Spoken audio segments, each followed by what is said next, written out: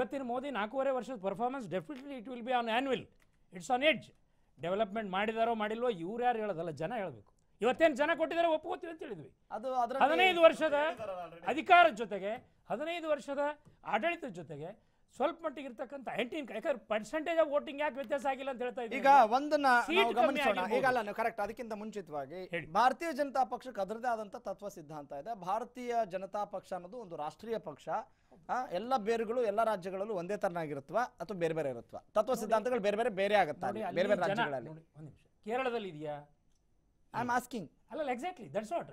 ಅಲ್ಲಿ ಜನ ನಮ್ಮನ್ನು ಎಕ್ಸೆಪ್ಟ್ ಮಾಡಿದಾಗ ಮಾತ್ರ ನಮ್ದಲ್ಲೊಂದು ಸ್ಟೆಬಿಲಿಟಿ ಬೆಳೀತದೆ. ನಮ್ಮ ವರ್ಕರ್ಸ್ಗೂ ಸಂಘಟನೆ ಇದು ಒಂದು ಅಂತ, ಇದು ನಮ್ಮ ಆಕ್ಟಿವಿಟಿ, ಅದು ಎಲ್ಲ ಕಡೆ ಈಕ್ವಲ್ ಆಗೇ ಇರುತ್ತೆ. ಆದರೆ ಜನ ನಮಗೆ ರೆಸ್ಪಾನ್ಸ್ ಮಾಡಿದಾಗ, ಜನ ಈಗ ಮಧ್ಯಪ್ರದೇಶ ಮಾಡಿದಂತೆ ತಮಿಳುನಾಡಲ್ಲಿ ಕೇರಳದಲ್ಲಿ ನಾವು ಎಕ್ಸ್ಪೆಕ್ಟ್ ಮಾಡಿಲ್ಲ, ಮಾಡ್ತಾ ಇಲ್ಲ. ಅದು ಬಿಡಿ ಮೆಜಾರಿಟಿ ತಗೊಳ್ಳೋಣ. ಇವತ್ತು TRS ಹೇಳ್ತೇವೆ ಸರ್ 119 ಸೀಟು ನಾವು ಕಂಟೆಸ್ಟ್ ಮಾಡಿದ್ದೀವಿ. ಈಗ ಮಧ್ಯಪ್ರದೇಶ, ಛತ್ತೀಸ್ಗಢ, ರಾಜಸ್ಥಾನ ಬಗ್ಗೆ ಹೇಳೋಣ, ನೋಡೋಣ. ಅಲ್ಲಿ ನಮ್ದು ಮೊದಲಿಂದ ಫುಟ್ ಹೋಲ್ಡ್ ಇದೆ. ಅಲ್ಲ, ಅಲ್ಲಿ ತತ್ವ ಸಿದ್ಧಾಂತ ಅಂತ ಬಂದ್ರೆ ಅಲ್ಲಿ ತುಂಬಾ ಡಿಫರ್ ಆಗ್ಬಿಡುತ್ತಾ ಅಂತ ಹೇಳಿ. ಅಲ್ಲ, ತತ್ವ ಸಿದ್ಧಾಂತ ಅಲ್ಲಿನೂ ಅದೇ ಪಕ್ಷ, ಅದೇ ಸಂಘಟನೆ, ಅದೇ ಕಾರ್ಯಕರ್ತರ ಕೆಲಸ ಮಾಡೋದು. ಜನರ ರೆಸ್ಪಾನ್ಸ್ 3 ಬಾರಿ ಕೊಟ್ಟವ್ರು 4ನೇ ಬಾರಿ ಯಾಕೆ ಕೈ ಹಿಡಿದಿಲ್ಲ ಅನ್ನೋ ಪ್ರಶ್ನೆ ಬಂದಾಗ ಜನ ಕೈ ಹಿಡಿದಿದ್ದಾರೆ. ಆ equally ultimately it's a number game. ಆ ಕಾನ್ಸಂಟ್ರೇಟೆಡ್ ವೋಟಿಂಗ್ ಅಲ್ಲಿ ವ್ಯತ್ಯಾಸ ಬಂದಾಗ ಇವತ್ತು ಸೋತ ಸೀಟ್ಗಳು ನೀವು ನೋಡಿರ್ಬೋದು, 50 ಸೀಟ್ಗಳು ಬಿಲೋ 500 ಡಿಫರೆನ್ಸ್ ಅಲ್ಲಿ ಇದೆ. 50 ಸೀಟ್ಗಳು ನೀವು ಅದಕ್ಕೆ ಹೇಳಿದ್ದು. ಈಗ ಅಲ್ಟಿಮೇಟ್ಲಿ ನಂಬರ್ ಗೇಮ್ ಅಂತೀರಾ, ಆದ್ರೆ ಇಲ್ಲಿ ನಂಬರ್ ಮಾಡ್ಕೊಂಡ್ರೆ ಅಪವಿತ್ರ ಮೈತ್ರಿ, ಓಡೋದ್ ಮದ್ವೆ ಆದವರು ಅಂತ ಹೇಳ್ತೀರಾ ರಾಜ್ಯದಲ್ಲಿ. ಅಪವಿತ್ರ ಮೈತ್ರಿ ಅನ್ನೋದು ಬಂದದ್ದು ಇಲ್ಲೇ ಬಿಫೋರ್ ಎಲೆಕ್ಷನ್. ಅಂದ್ರೆ ಪ್ರೀ ಪೋಲ್ ಇದು ನಾನು ಹೇಳಿಲ್ಲ, ಅಲ್ಲ ಅವರು ಹೇಳಿದ್ರು ಮರ್ಮ ಇದೆ. ನಾನು ಹೇಳಿಲ್ಲ ಇದನ್ನ. ನಾನು ಸಾಂದರ್ಭಿಕ ಶಿಶು ಅಂತ ಹೇಳಿದವರು ಮಾನ್ಯ ಮುಖ್ಯಮಂತ್ರಿಗಳು, ನಾವ್ಯಾರು ಹೇಳಿದ್ದಲ್ಲ. ಇದೊಂದು ರೀತಿ ಸಂದರ್ಭ ಬಂದ್ಬಿಟ್ಟಿದೆ, ಹಾಗಾಗಿ ನಾವು ಅದು ಅಪವಿತ್ರ ಮೈತ್ರಿಯ ಎಲ್ಲವೂ ಸಂದರ್ಭವೇ. ಗೆಲುವಿನ ಸಂದರ್ಭ ಬಂದ್ರೆ ಎಲ್ಲಿ ಎಲ್ಲ ರಾಜಕಾರಣ ಸಂದರ್ಭ ಬಿಟ್ಟಿದೆಯೇ? ಅಲ್ಲ, ಒಂದ್ ನಿಮಿಷ ರಾಜಕಾರಣ ಸಂದರ್ಭಗಳನ್ನು ಬಿಟ್ಟು ರಾಜಕಾರಣ ಆಗುತ್ತೆ. ರಾಜಕಾರಣ ನಡೆಯೋದೇ ಸಾಂದರ್ಭಿಕವಾಗಿ, ರಾಜಕಾರಣ ಪ್ರತಿ ಬಾರಿ ನಡೆಯೋದೇ ಸಾಂದರ್ಭಿಕವಾಗಿ. ಸಿಂಪಲ್ ಮೆಜಾರಿಟಿ ಬಂದಾಗ ಆಟೋಮೆಟಿಕ್ ಸಿಂಗಲ್ ಪಾರ್ಟಿ ಹೋಗುತ್ತೆ. Fine, got it. ಈಗ ಕಾಂಗ್ರೆಸ್ನವರು ಹೇಳ್ತಾರೆ ಇದು ಮೋದಿ ಅವರ ವೈಫಲ್ಯ, ಅಮಿತ್ ಶಾ ಅವರ ತಂತ್ರಗಾರಿಕೆ ವೈಫಲ್ಯ ಅಂತ ನೀವು ಹೇಳ್ತಾ ಇದ್ದೀರಿ. ಹಾಗಾದ್ರೆ ನಿಮ್ಮ ಅಧ್ಯಕ್ಷರ ಯಾವ ಸಫಲತೆ ಇಲ್ಲಿ ಒಂದು ಕಾಂಗ್ರೆಸ್ನ ಗೆಲುವಿಗೆ ಕಾರಣ ಆಗಿದೆ? ಅದಕ್ಕೆ ಮುಂಚೆ ನೋಡೋಣ, ಅದಕ್ಕೆ ಮುಂಚೆ ಬೇಡ, ಇದಕ್ಕೆ ಉತ್ತರ ಕೊಟ್ಬಿಟ್ಟೆ ಆಮೇಲೆ ನಂತರ ನಿಲ್ಲಲ್ಲ, ಮುಂಚೆ ಬೇಡ ನಂತರ ಇರಲಿ. ಯಾಕಂತ ಹೇಳಿದ್ರೆ ಎಲ್ಲ ಬೇಡ, ಹೇಳ್ತೀನಿ ಹೇಳಿ. ಅವ್ರು ಹೇಳಿದ್ರು 1 ಸೀಟು 2 ಸೀಟು ವ್ಯತ್ಯಾಸದಲ್ಲಿ ನಾವು ಅಧಿಕಾರಕ್ಕೆ ಬರೋವಂಥ ಚಾನ್ಸಸ್ ಇದೆ ಅಂತಕ್ಕಂಥ ಮಾತನ್ನು ಅವ್ರು ಹೇಳಿದ್ರು. ಸಮಯ ಹೋದ ಸಲ 165 ಪಡೆದಿದ್ರಿ ತಾವು, ಆ ಮ್ಯಾಗಲ್ದು 65 ಏನಾಯ್ತು ನಿಮ್ದು? ಅದು ನಮ್ಗೆ ಬಂದಿರತಕ್ಕಂಥ ವ್ಯವಸ್ಥೆ ಅರ್ಥಮೆಟಿಕ್ ನನಗೆ ಗೊತ್ತಿಲ್ಲ, ಹೇಳ್ತೀನಿ ಕೇಳಿ. 65 ಕಳ್ಕೊಂಡು ಮಣ್ಣು ಮುಖ್ಯವಾಗಿದೆ ಭಾರತೀಯ ಜನತಾ ಪಾರ್ಟಿ. ಅಂತ ಸಂದರ್ಭದಲ್ಲಿ ಇನ್ನೂ ಕೂಡ ನಮಗೆ ಮೀಸೆ ಮಣ್ಣಾಗಿಲ್ಲ ಅಂತಕ್ಕಂಥ ಮಾತು ನಮ್ಮ ಜೋಶಿ ಅವರು ಹೇಳಿದ್ರೆ ಮಾತಾಡಬೇಕು. ಸಕ್ಸಸ್ ಹ್ಯಾಸ್ ಮೆನಿ ಫಾದರ್ಸ್ ಅಂತೆ. ಸಕ್ಸಸ್ ಹ್ಯಾಸ್ ಮೆನಿ ಫಾದರ್ಸ್ ಅಂದ್ರೆ ಯಶಸ್ಸಿಗೆ ಅಪ್ಪಂದ್ರು ಜಾಸ್ತಿ ಇರ್ತಾರಂತೆ. ಹಾಗೆ ಅದಕ್ಕೆ ಆ ಪ್ರಶ್ನೆ ಬರಬಾರ್ದಲ್ಲ. ವೈಫಲ್ಯ ಆದಾಗ ಬೇರೆಯವ್ರನ್ನ ಬೊಟ್ಟು ಮಾಡಿ ತೋರಿಸೋದು, ಸಕ್ಸಸ್ ಆದಾಗ. ಈಗ ನಾನು ಪ್ರಶ್ನೆ ಏನ್ ಕೇಳಿದೆ, ನರೇಂದ್ರ ಮೋದಿ ಅವರನ್ನ ನೀವು ಹೇಗೆ ಬೊಟ್ಟು ಮಾಡಿ ತೋರಿಸ್ತೀರೋ ಅವರ ಆಡಳಿತ ವೈಖರಿ ಸರಿ ಇಲ್ಲ ಅಂತ ಹೇಳಿ, ಹಾಗೆ ಜನನೇ ಹೇಳ್ತಾ ಆಯ್ತು ಆಯ್ತು ಎಐಸಿಸಿ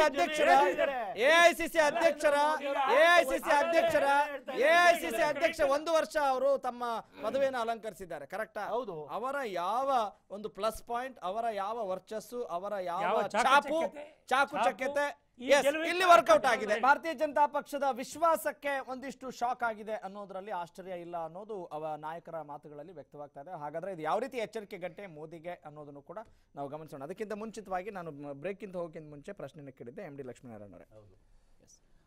ನಮ್ಮ ರಾಷ್ಟ್ರೀಯ ಅಧ್ಯಕ್ಷ ಆಗಿರ್ತಕ್ಕಂಥ ರಾಹುಲ್ ಗಾಂಧಿಯವರು ಇವತ್ತಿಗೆ ಅಧ್ಯಕ್ಷ ಸ್ಥಾನವನ್ನು ಪಡೆದು 1 ವರ್ಷ ಆಯಿತು. ಇಂಥ ಒಂದು ಸಂದರ್ಭದಲ್ಲಿ ಅವರು ಈ ಚುನಾವಣಾ ಪೂರ್ವ ಈಗಾಗಲೇ ಒಂದಷ್ಟು ಘೋಷಣೆಗಳನ್ನ ಮಾಡಿರ್ತಕ್ಕಂಥದ್ದು. ಯಾಕೆಂದರೆ ಇಂದಿನ ಒಂದು ರಾಜಕೀಯ ವ್ಯವಸ್ಥೆಯನ್ನು ನೋಡಿದಾಗ ಕಾಂಗ್ರೆಸ್ ಪಾರ್ಟಿ 132 ವರ್ಷದ ಇತಿಹಾಸ ಇರತಕ್ಕಂಥ ಸಂದರ್ಭದಲ್ಲಿ ಬಡತನದ ನಿರ್ಮೂಲನೆ, ನಿರುದ್ಯೋಗ ಸಮಸ್ಯೆ ನಿವಾರಣೆ, ಸೊ ದೇಶದ ಅಭಿವೃದ್ಧಿ ಚಿಂತನೆ, ರೈತರ ಸಾಲ ಮನ್ನಾದ ಬಗ್ಗೆ ತೆಗೆದುಕೊಂಡಂಥ ಏನಿವತ್ತು ನಿರಾಕರಣೆ ಮಾಡಿದ್ರಲ್ಲ ಸನ್ಮಾನ್ಯ ನಮ್ಮ ಪ್ರಧಾನಿಯವರು, ಅದ್ರ ಬಗ್ಗೆ ಈ ಎಲ್ಲ ವಿಷಯಗಳನ್ನ ಕೂಡ ಕ್ರೋಢೀಕರಿಸಿ ಮತದಾರ ಎಚ್ಚೆತ್ತು ಇವತ್ತು ಕಾಂಗ್ರೆಸ್ ಪಕ್ಷಕ್ಕೆ ಮತವನ್ನು ನೀಡಿದ್ದಾನೆ.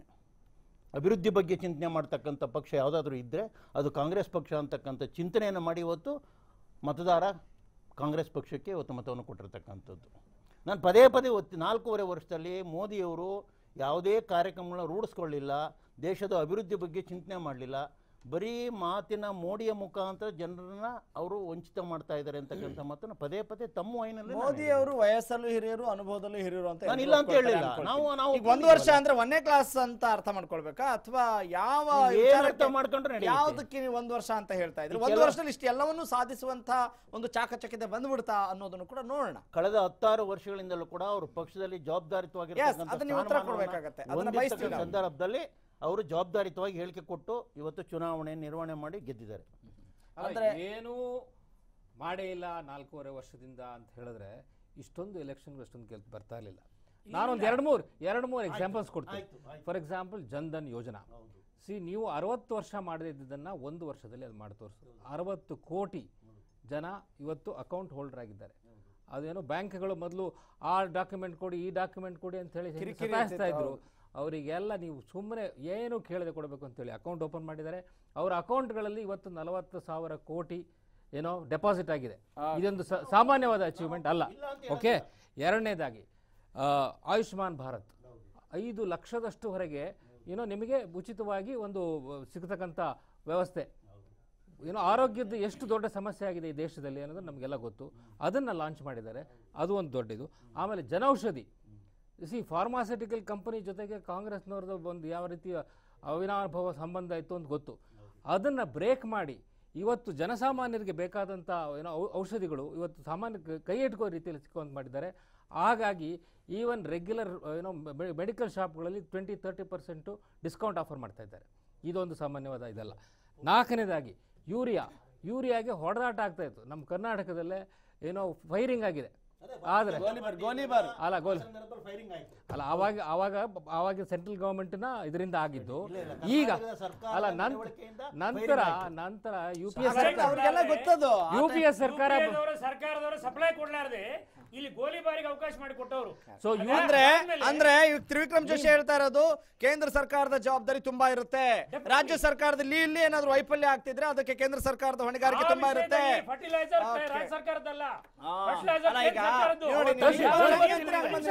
ಟೀಮ್ ಕೋಟೆಡ್ ಯೂರಿಯಾ ಪ್ರಾರಂಭ ಮಾಡಿದ್ರು ಮಾನ್ಯ ನಮ್ಮವರೇ ದಿವಂಗತ ಅನಂತಕುಮಾರ್ ಅವರು, ಮೋದಿ ಅವರ ನೇತೃತ್ವದಲ್ಲಿ. ಇವತ್ತು ಇಡೀ ದೇಶದಲ್ಲಿ ಯಾವುದೇ ರಾಜ್ಯದಲ್ಲಿ ಕೊರತೆ ಇಲ್ಲ. ಖಂಡಿತ ಜನೌಷಧಿ ವಿಚಾರದಲ್ಲಿ ಯಾವುದೇ ರಾಜ್ಯದಲ್ಲಿ ಇವತ್ತು 3,600 ಸೆಂಟರ್ಸ್ ಪ್ರಾರಂಭ ಮಾಡಿದ್ದಾರೆ. ಅಲ್ಲ, ಇನ್ನೊಂದು ಎರಡಿದೆ, ನಾನು ಹೇಳ್ಬಿಡ್ತೇನೆ. ಅದ್ರ ಜೊತೆಗೆ ಉಡಾನ್ ಅಂತ ಒಂದು ಒಳ್ಳೆಯ ಸ್ಕೀಮಿನ ಪ್ರಕಾರ ಒಂದು ಸುಮಾರು 70-80 ಏನೋ ಸಣ್ಣ ಟೈರ್ 2 ಟೈರ್ 3 ಸಿಟಿಗಳು ಇವತ್ತು ದೇಶದ ಒಂದು ಇದರಲ್ಲಿ ಇದರಲ್ಲಿ ಬಂದಿದೆ. ವಿಮಾನಗಳಲ್ಲಿ ಸಾಮಾನ್ಯ ಜನ ಓಡಾಡಲಿಕ್ಕೆ ಅವಕಾಶ ಆಗಿದೆ. ಆಮೇಲೆ ಸ್ವಚ್ಛ ಭಾರತ್, ಕರ್ನಾಟಕ ಹಿಂದಿದ್ದಿರ್ಬೋದು, ಆದರೆ ಭಾಳಷ್ಟು ಸ್ಟೇಟ್ಗಳಲ್ಲಿ ಒಳ್ಳೆ ಕೆಲಸ ಆಗಿದೆ ಸ್ವಚ್ಛ ಭಾರತ್ ಇದರಲ್ಲಿ. ಆ್ಯಂಡ್ ಅದನ್ನು ಯಾರೂ ಅಲ್ಲಿಗೆಳೆಯೋಕ್ಕೆ ಸಾಧ್ಯ ಇಲ್ಲ. ಮತ್ತು ಕರಪ್ಷನ್ ಸಂಬಂಧಪಟ್ಟಾಗಿ ಬಹುಶಃ UPA ಸರ್ಕಾರ ಇದ್ದಂಥ ಏನೋ ಮೆಗಾ ಕರಪ್ಷನ್ಗಳು ಇವತ್ತು ಕಾಂಗ್ರೆಸ್ ಕೆಲವು ಲೀಡರ್ಸು ರಾಫೇಲ್ ಬಗ್ಗೆ ಮಾತಾಡ್ತಾ ಇರ್ಬೋದು, ಆದರೆ ಅದಕ್ಕೆ ಯಾವುದೇ ರೀತಿಯ ಏನೋ ಅವರು ಕೊಡ್ಲಿಕ್ಕೆ ಆಗಿಲ್ಲ. 1,000 ಕೋಟಿ ವ್ಯವಹಾರ ಆಗಿರ್ತಕ್ಕಂಥ ಸರ್, ಅದು 59 ಟೋಟಲ್ ಇದೇ ಇರ್ತಕ್ಕಂಥದ್ದು 59,000 ಕೋಟಿ. ಅದ್ರಲ್ಲಿ ನೀವು 30,000 ಕೋಟಿ ಹೆಂಗ್ ಕೊಡ್ಲಿಕ್ಕಾಗತ್ತೆ? ಅದ್ರಲ್ಲಿ 30,000 ಯಾರಿಗೆ ಕೊಡ್ಲಿಕ್ಕಾಗತ್ತೆ? ಫೈನ್ ನೋಡೋಣ. ಈಗ ನಾವು ಸ್ವಲ್ಪ ಬೆಳಗಾವಿಗೆ ಹೋಗಿ ಬರೋಣ. ಬೆಳಗಾವಿಯಲ್ಲಿ ನಮ್ಮ ಶಾಸಕರು ಅರಗ ಜ್ಞಾನೇಂದ್ರ ಅವರು ಕೂಡ ನಮ್ಮ ಜೊತೆ ಜಾಯ್ನ್ ಆಗ್ತಾ ಇದ್ದಾರೆ ಬೆಳಗಾವಿಯಿಂದ. ನಮಸ್ಕಾರ ಅರಗ ಜ್ಞಾನೇಂದ್ರ ಅವರಿಗೆ, ಭಾರತೀಯ ಜನತಾ ಪಕ್ಷದ ಶಾಸಕರು. ನಮಸ್ಕಾರ. ನಮಸ್ಕಾರ. ಹೆಂಗಿದೆ ಬೆಳಗಾವಿ? ಚಳಿ ಇದೆಯಾ ಅಥವಾ ಬಿಸಿ ಆಗ್ತಾ ಇದೆಯಾ?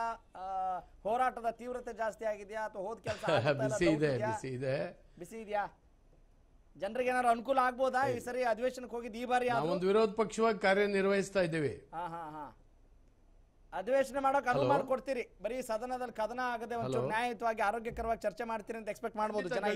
ಇವತ್ತು ನೋಡಿದ್ರಿ ನಮ್ಮ ನಾಯಕರು ಮಾತಾಡಿದ ರೀತಿನ ಚರ್ಚೆನಲ್ಲಿ ಭಾಗವಹಿಸಿದ್ದು ಸರಿಯಾದ ರೀತಿ ಫ್ಯಾಕ್ಟ್ ಅಂಡ್ ಫಿಗರ್ಸ್ ಇಟ್ಕೊಂಡು ಸರ್ಕಾರದ ವೈಫಲ್ಯತೆಯನ್ನ ಹೊರಗೆಡುವಂತಹ ಒಂದು ಪ್ರಾಮಾಣಿಕ ಪ್ರಯತ್ನವನ್ನ ನಮ್ಮ ನಾಯಕರು ಯಡಿಯೂರಪ್ಪನವರು ಮಾಡಿದ್ದಾರೆ. ಆರಂಭ ಅವರು ಮಾಡಿದ್ರು, 4-5 ಜನ ನಮ್ಮ ಲೀಡರ್ಸ್ ಭಾಷಣ ಮಾಡಿದ್ದಾರೆ.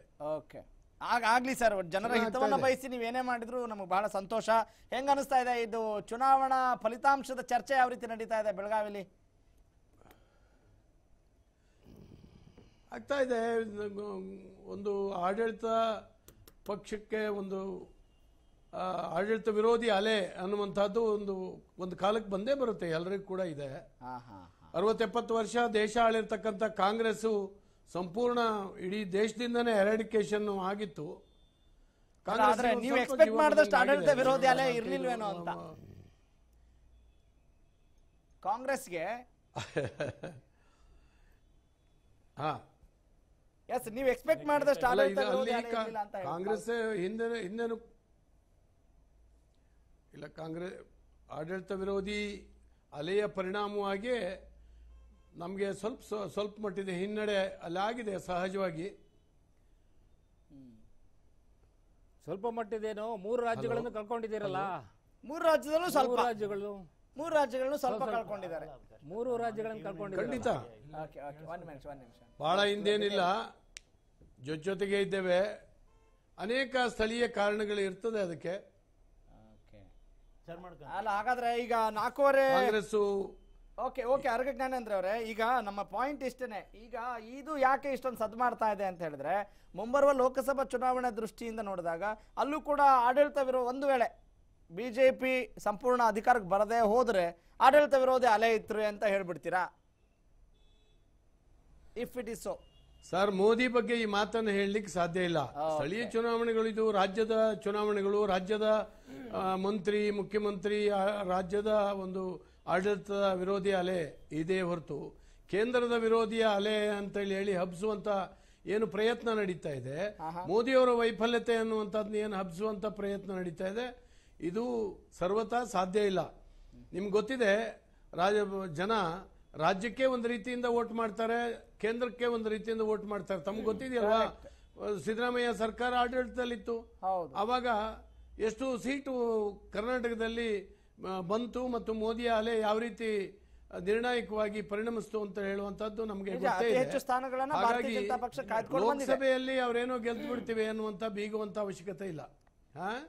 ಓಕೆ ಹೀಗಾಗಿ ಅಟ್ಲೀಸ್ಟ್ ಈಗ 1 ವರ್ಷ ಎಐಸಿಸಿ ಅಧ್ಯಕ್ಷರ ಒಂದು ಗೆಲುವು ಇದು ಅಂತ ಬಿಂಬಿಸಲಾಗ್ತಾ ಇದೆ. ಕಾಂಗ್ರೆಸ್ ಏನೀಗ ಜಯಬೇರಿ ಸಿಕ್ಕಿದೆ, ಅದು ರಾಹುಲ್ ಗಾಂಧಿ ಅವರ ಒಂದು ಹೊಸ ವರ್ಚಸ್ಸು, ಅವರ ಚಾಕಚಕ್ಯತೆ, ಪ್ರಚಾರದ ಒಂದು ಪ್ರಭಾವ ಇಷ್ಟು ಇಂಪ್ಯಾಕ್ಟ್ ಮಾಡಿದೆ ಅಂತಾನೂ ಹೇಳಲಾಗ್ತಾ ಇದೆ. ಅದಕ್ಕೆ ತಮ್ಮ ಉತ್ತರ? ನಮ್ಗೆಲ್ಲರಿಗೂ ಕೂಡ ಗೊತ್ತಿದೆ, ರಾಹುಲ್ ಗಾಂಧಿ ಅಂತ ಅತ್ಯಂತ ದುರ್ಬಲ ಆಲ್ ಇಂಡಿಯಾ ಲೀಡರ್ನ ಇಟ್ಕೊಂಡು ಇವರೇನು ಮಾಡ್ಲಿಕ್ಕೆ ಸಾಧ್ಯ ಇಲ್ಲ.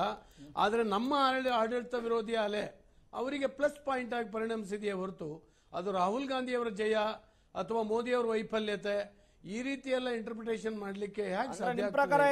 ರಾಹುಲ್ ಗಾಂಧಿ ಅವರ ಸ್ಟೇಟ್ಮೆಂಟ್ಗಳು ಆಧಾರ ಲಕ್ಷ್ಮೀನಾರಾಯಣ ಅವರೇ, ಅವ್ರು ದುರ್ಬಲ ಅಲ್ಲ, ಕಾಂಗ್ರೆಸ್ ನಲ್ಲಿ ಇರ್ತಕ್ಕಂಥ ದುರ್ಬಲ ಅಂತ ಜ್ಞಾನೇಂದ್ರ ಹೇಳೋದು. ಹೇಳಿ ಜ್ಞಾನೇಂದ್ರ, ಕೇಳ್ತಾ ಇದೆ. ಕಾಂಗ್ರೆಸ್ ಸರ್ ಒಂದು ಕಾಲು ಶತಮಾನದ ಒಂದು ರಾಜಕೀಯ ಪಕ್ಷ, ಅದು ಒಪ್ಕೋಬೇಕಾದ್ದು. ಅದಕ್ಕೆ ಒಂದು ನಾಯಕತ್ವ, ನೆಹರು ಮನೆತನ ಬಿಟ್ಟು ಬೇರೆ ನಾಯಕತ್ವವನ್ನೇ ಬೆಳೆಸಲಿಕ್ಕೆ ಸಾಧ್ಯ ಆಗಲಿಲ್ಲ. ಹೌದು, ನೀವು ನೋಡಿ, ಬಿಜೆಪಿ ನರೇಂದ್ರ ಮೋದಿ ಅಂತ ಒಬ್ಬ ಸಾಮಾನ್ಯ ಮನುಷ್ಯ, ಚಾಯ್ವಾಲಾ, ಅವ್ರನ್ನು ಕೂಡ ಇವತ್ತು ಪ್ರಧಾನಿ ಮಾಡ್ತು. ಹಾಗಾಗಿ ಇವತ್ತು ನೆಹರು ಮನೆತನವನ್ನ ಬಿಟ್ರೆ ಅದಕ್ಕೆ ಆಧಾರವೇ ಇಲ್ಲ, ಅದಕ್ಕೆ ಕಾಂಗ್ರೆಸ್ಗೆ ಏನೂ ಇಲ್ಲ, ಯಾವ ಸಿದ್ಧಾಂತನೂ ಇಲ್ಲ, ಏನೂ ಇಲ್ಲ. ಹಾಗಾಗಿ ರಾಹುಲ್ ಗಾಂಧಿ ಅಂತ ಒಬ್ಬ ನಾಯಕತ್ವವನ್ನ ಇವತ್ತು ಎಕ್ಸ್ಪೋಸ್ ಮಾಡ್ತಾ ಇದೆ. ಇದೇ ಮುಂದಿನ ನಿಮ್ಮ ಪಕ್ಷದ ಸಿದ್ಧಾಂತ ಹೇಳ್ಬಿಡಿ, ನಿಮ್ಮ ಪಕ್ಷದ ಸಿದ್ಧಾಂತ ಇದು ಪದೇ ಪದೇ ಚರ್ಚೆ ಆಗ್ಬೇಕಾದಂತ ನಮ್ಮ ರಾಷ್ಟ್ರೀಯತೆ, ನಮ್ಮ ಸಿದ್ಧಾಂತ ಗೊತ್ತಿಲ್ಲ. ನಾವು ಯಾವುದೇ ಒಂದು ವ್ಯಕ್ತಿ ಆಧಾರದ ಇಲ್ಲಿ ಬೆಳೆಸಲಿಲ್ಲ, ಒಂದು ಮನೆತನದ ಆಧಾರದ ಮೇಲೆ ಪಕ್ಷವನ್ನ ಬೆಳೆಸಲಿಲ್ಲ. ಕಾಂಗ್ರೆಸ್ ಒಂದು ಮನೆತನದ ಆಧಾರದ ಮೇಲೆ ಪಕ್ಷ ಬೆಳೆಸ್ತು, ಕೊನೆಗೆ ಅದು ಸ್ವಾತಂತ್ರ್ಯ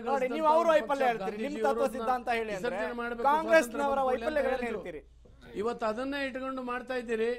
ಹಾಗಾಗಿ ಯಾವುದೇ ರೀತಿಯಿಂದ ಸಕ್ಸಸ್ ಆಗ್ಲಿಕ್ಕೆ ಸಾಧ್ಯ ಇಲ್ಲ. ಇವೆಲ್ಲ ಟೆಂಪರರಿ. ಈಗ ಆಡಳಿತ ವಿರೋಧಿ ಅಲೆ ಏನೋ ಒಂದು ಪ್ಲಸ್ ಪಾಯಿಂಟ್ ಅಂತ ಹೇಳುವಂತ ಕಾರಣಕ್ಕಾಗಿ ಬೀಗುವಂತ ಅವಶ್ಯಕತೆ ಇದೇ ಒಂದು ಸಾರ್ವತ್ರಿಕ ಆಗ್ತದೆ ಅನ್ನುವಂತಹದ್ದು ಖಂಡಿತ ಇಲ್ಲ. ಇದು ಬರುವ ಲೋಕಸಭೆ ಚುನಾವಣೆಯಲ್ಲಿ ಸಾರಿ ಕಮ್ ಅಗೇನ್ ಪ್ಲೀಸ್. ಅಲ್ಲ ಡೆಫಿನೆಟ್ ಆಗ್ಲಿಕ್ಕೆ ಸಾಧ್ಯ ಇಲ್ಲ. ಇಂದಿನ ಅನೇಕ ಚುನಾವಣೆಗಳು ಇದನ್ನು ಬಹಿರಂಗ ಮಾಡಿದ್ದಾವೆ. ಮೋದಿಯವರ ಏನು ಜಗತ್ ಪ್ರಸಿದ್ಧವಾಗಿರ್ತಕ್ಕಂಥ ಒಂದು ನಾಯಕತ್ವ ಅದು. ಮತ್ತೆ ಎಲ್ಲಕ್ಕಿಂತ ಕರಪ್ಷನ್ ಫ್ರೀ ಇಂಡಿಯಾದ ಜ್ಞಾನೇಂದ್ರ ಅವರೇ, ಕ್ಯಾಬಿನೆಟ್ ಅನ್ನು ಸಮರ್ಥ ನಾಯಕ, ಪ್ರಬುದ್ಧ ನಾಯಕ ಅನ್ನುವಾಗ ಅವರು ಒಂದ್ ಸಣ್ಣ ತಪ್ಪು ಮಾಡಿದ್ರು ಸಾಕು, ಆವಾಗ ರೆಸ್ಪಾನ್ಸಿಬಿಲಿಟಿ ಜಾಸ್ತಿ ಇರುತ್ತೆ. ಅದಾಗ ಜನ ಅದನ್ನ ನೋಡೋ ದೃಷ್ಟಿಕೋನ ಬದಲಾಗತ್ತೆ. ಅಲ್ಲಿ ಮತ್ತಷ್ಟು ಎಚ್ಚರಿಕೆಯಿಂದ ಇರಬೇಕಾಗತ್ತೆ. ಆದ್ರೆ ಯಾಕಂತ ಹೇಳಿದ್ರೆ ಈಗಾಗಲೇ ತುಂಬಾ ಪಾಪ್ಯುಲಾರಿಟಿ ಪಡೆದುಕೊಂಡಿರುವಂತ ನರೇಂದ್ರ ಮೋದಿ ಒಂದ್ ಸಣ್ಣ ತಪ್ಪು ಮಾಡಿದ್ರು ಸಾಕು ಅವರು ಕೆಳಗಿಳಿಯಕ್ಕೆ ಅನ್ನುವ ಒಂದು ಅಲೆ ಕೂಡ ಬಿಂಬಿತವಾಗ್ತಾ ಇದೆ. ಹಾಗಾಗ್ಬೋದು. ಆದ್ರೆ ಆ ಮಾಡದೇ ಇರುವಂತ ತಪ್ಪನ್ನ ಇವರು ಬಿಂಬಿಸುವಂತ, ಸುಳ್ಳು ಹೇಳುವಂತ ಒಂದು ಪ್ರಯತ್ನ ಮಾಡ್ತಾ ಇದ್ದಾರೆ. ಅದ್ರ ಜನಕ್ಕೆ ಗೊತ್ತಿದೆ. ಮೋದಿಯವರ ಚರಿತ್ರದ ಬಗ್ಗೆ ಆಗಲಿ, ಒಬ್ಬ ಸಾಮಾನ್ಯ ನಿಮ್ ಜೊತೆ ಮಾತನಾಡ್ತೀನಿ ಅರ್ಗ ಜ್ಞಾನೇಂದ್ರ ಅವರೇ. ಎಸ್ ವೀಕ್ಷಕರೇ, ಹಾಗಾದ್ರೆ ಇಷ್ಟೆಲ್ಲ ವಿಚಾರಗಳ ನಡುವೆಯೂ ಕೂಡ ಎಲ್ಲರೂ ಅವ್ರವ್ರದ ಪ್ಲಸ್ ಪಾಯಿಂಟ್ಸ್ ಗಳನ್ನ ಹೇಳೋರಿದ್ದಾರೆ. ಆದ್ರೆ ನೆಗೆಟಿವ್ಸ್ ನ ಹೇಳೋದು ಯಾರು? ಅಫ್ಕೋರ್ಸ್ ಮಾಧ್ಯಮ ಕೂಡ ಎರಡನ್ನೂ ಹೇಳಬೇಕಾಗತ್ತೆ. ಅಲ್ಲಿ ಪ್ಲಸ್ ಇರ್ಬೋದು, ಮೈನಸ್ ಇರ್ಬೋದು, ಏನಿದೆ ಅನ್ನೋದನ್ನ ಸ್ವಚ್ಛವಾಗಿ ಹೇಳಬೇಕಾಗತ್ತೆ. ಹಾಗಾದ್ರೆ ಮುಂಚೆ ಇದ್ದಂಥ ಅಲೆ, ಈ 4.5 ವರ್ಷಕ್ಕಿಂತ ಮುಂಚೆ ಇದ್ದಂಥ ಒಂದು ಮೋದಿಯ ಹವಾ ಈಗೇನಾದ್ರೂ ಕಮ್ಮಿ ಆಯ್ತಾ ಅನ್ನೋ ಒಂದು ಪ್ರಶ್ನೆಗೆ ಇಂಬು ಕೊಡುವಂತೆ ಸದ್ಯದ ಒಂದು ಫಲಿತಾಂಶವನ್ನು ಕೂಡ ಅನಲೈಸ್ ಮಾಡ್ಲಿಕ್ಕೆ ಸಾಧ್ಯವಾಗ್ತಾ ಇದೆ. ಅದರ ಜೊತೆಗೆ ದೇಶಾದ್ಯಂತ ಕಳೆಗುಂದಿದೆ ಅನ್ನೋದಕ್ಕಿಂತ ಹೆಚ್ಚಾಗಿ ಮೋದಿ ಅಲೆ, ನೋಟು ಅಮಾನ್ಯೀಕರಣ ಮತ್ತು GST ನಿರ್ಧಾರಗಳ ಬಿಸಿ ಈಗ ತುಂಬಾ ಚರ್ಚೆಗೆ ಗ್ರಾಸವಾಗ್ತದೆ. ಇವೆಲ್ಲದರ ನಡುವೆ AICC ಅಧ್ಯಕ್ಷ ರಾಹುಲ್ ಗಾಂಧಿ ಅವರು ಸುದ್ದಿಗೋಷ್ಠಿಯನ್ನು ನಡೆಸ್ತಾ ಇದ್ದಾರೆ. ಬನ್ನಿ ಗಮನಿಸೋಣ.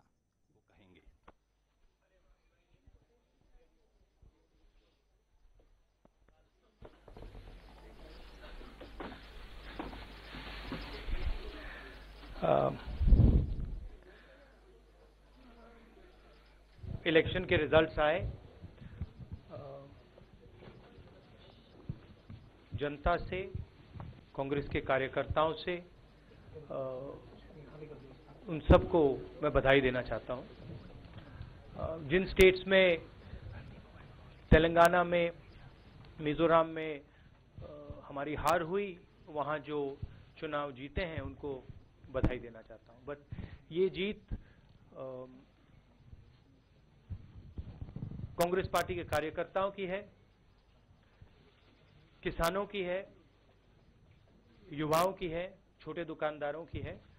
ये जो आवाज उठी है, अब कांग्रेस पार्टी के ऊपर एक भारी जिम्मेदारी है कि इस आवाज को हम अच्छी तरह सुने और इन स्टेट्स में जो विजन दिया जाना चाहिए वो हम दे पाएं. तो इस पे हम अब काम शुरू करेंगे.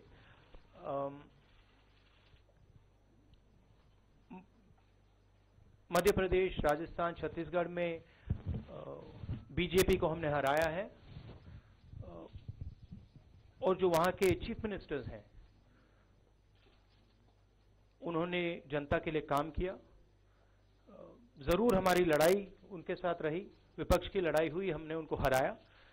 मगर मैं उनको भी कहना चाहता हूं कि कांग्रेस पार्टी की ओर से जो उन्होंने मध्य प्रदेश के लिए, छत्तीसगढ़ के लिए, राजस्थान के लिए काम किया, उसके लिए हम उनका धन्यवाद करते हैं.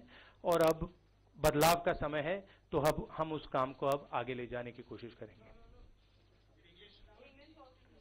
So, I'd like to thank all the people who have supported the Congress Party in the states where we won and in the states where we have lost. I think this is a victory of the Congress worker who has, in difficult circumstances, he has stood up and fought for our ideology. So I am very, very proud of him and her. और मैं उनको, Congress party के कार्यकर्ताओं से दिल से कहना चाहता हूं कि आपने जो मेहनत की, मुश्किल हालात में जो आपने मेहनत की, उसका मैं दिल से आपको धन्यवाद करना चाहता हूं. The two states where we lost, I would like to congratulate the parties that won, Mizoram and Telangana. We now have a lot of work to do in Madhya Pradesh. Well, hopefully we win Madhya Pradesh, Rajasthan, Chhattisgarh and Madhya Pradesh. The youth of the states, the farmers, shopkeepers, small business owners, all of them have supported us. and we have a commitment to them, and we are going to work towards that commitment. We are going to provide the states with a vision, and we are going to provide the states with a government that they can be proud of. In these states, there have been BJP chief ministers, so I would like to thank them for the work that they've done over the last, over their terms, and we are going to take over and try and do an excellent job.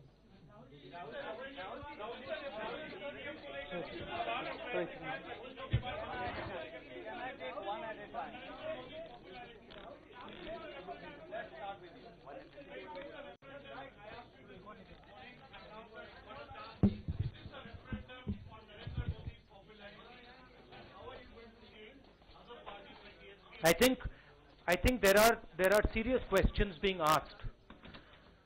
There are serious questions being asked about the future of our youngsters. The central question there is, how does our country, our government intend to give jobs to millions and millions of Indian youngsters? There is a sense among the youth that that promise of the Prime Minister, रोजगार का जो वायदा किया था वो टूट गया है, उसको पूरा नहीं किया है. That same feeling is there among the farmers. There is a sense of discontentment, inability to see the future, inability to understand how they are going to survive and thrive. Party, I'm quite happy with what we've achieved. I would have preferred a better result in Telangana, but okay. Anil ji here. Yeah. I'll come to all of you.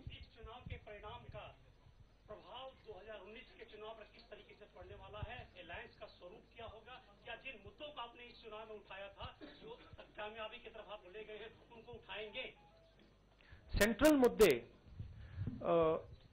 रोजगार और किसानों की जो समस्या है, ये central theme है, और ये सिर्फ मध्य प्रदेश का मुद्दा नहीं है, ये हर प्रदेश का मुद्दा है, ये देश का मुद्दा है, और इसके लिए हमको स्ट्रेटेजिक सोल्यूशन निकालना पड़ेगा और ये सोच समझकर एक नया देश को विजन देना पड़ेगा.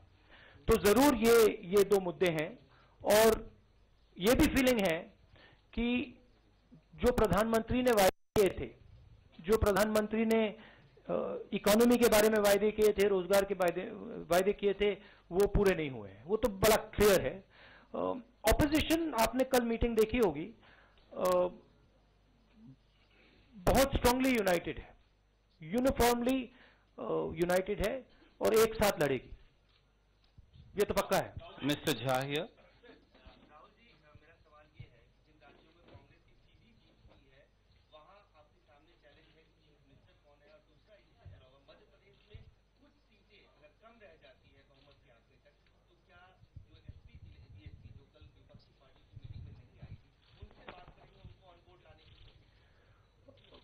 विचारधारा एसपी बीएसपी की, कांग्रेस की एक है, उनकी विचारधारा बीजेपी की विचारधारा से अलग है, तो वो तो बात है.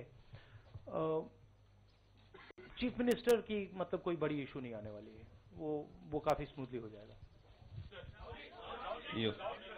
Yes sir.